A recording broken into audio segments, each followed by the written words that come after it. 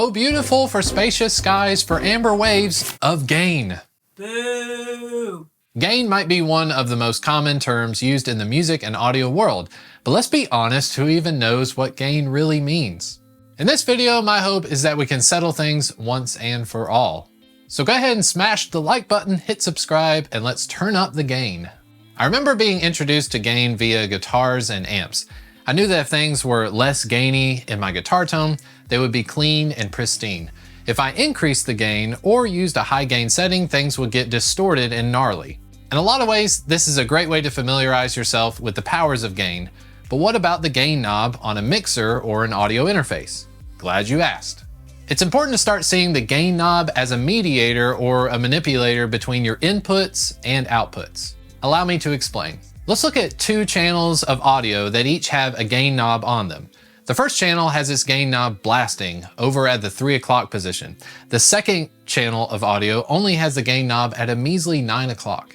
You would probably think that channel 1 must be blasting loud and distorted. After all, look at that gain knob. This is where my introduction to gain via guitar amps doesn't quite hold true. We actually don't know what each of these channels will sound like. That's because gain is a mediator between your inputs and outputs. Let's just say that channel 1 is actually a room mic for an electric guitar amp, and channel 2 is an SM57 placed directly in front of the guitar amp's speaker. Now we still don't know what sorts of level, tone, and volume we'll be getting on each channel, but one could assume that the room mic will sound pretty decent and the close mic'd signal might be pretty loud.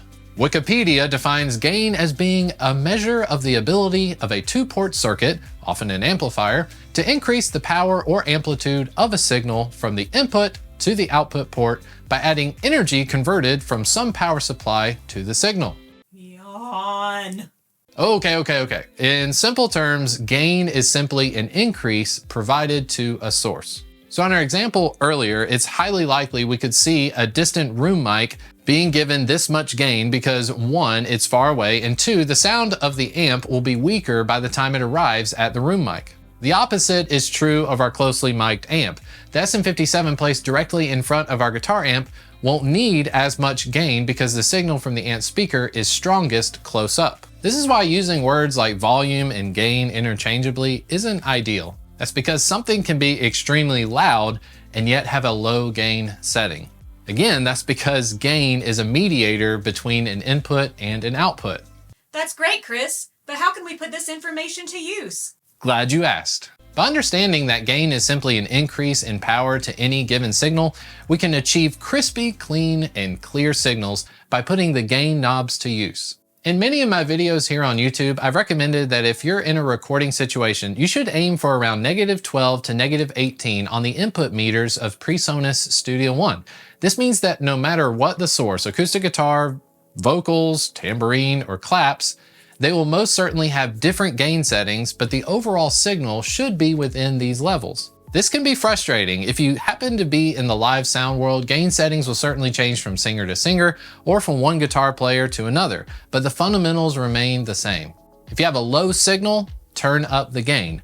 Too high of a signal, turn down the gain. Many mixers like the Behringer X32, the Soundcraft consoles, and even audio interfaces make use of differently colored LED lights to let you know what a good signal is and a bad one.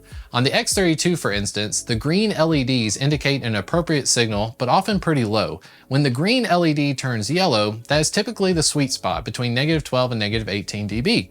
If you are seeing red LED lights for any reason, you are most likely clipping. Clipping is almost certainly too high, and you should lower the gain knob or attenuate your signal if possible. There's a lot more to say about gain. There are multiple stages of gain within most consoles. There are ways to manipulate gain for a desired tone, but at the end of the day, it's important to keep in mind that gain is a manipulator, and perhaps the most powerful manipulator in your audio toolbox. If you enjoyed today's video, be sure to give it a like and hit the subscribe button for more videos just like this.